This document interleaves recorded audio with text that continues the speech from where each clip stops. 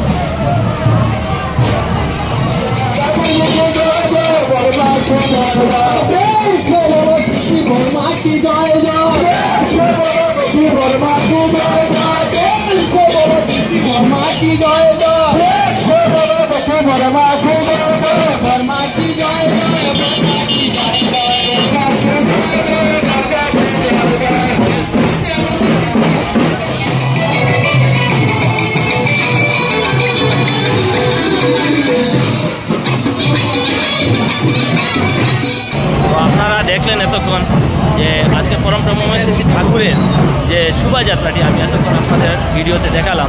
আশা করি আপনাদের ভালো লেগেছে।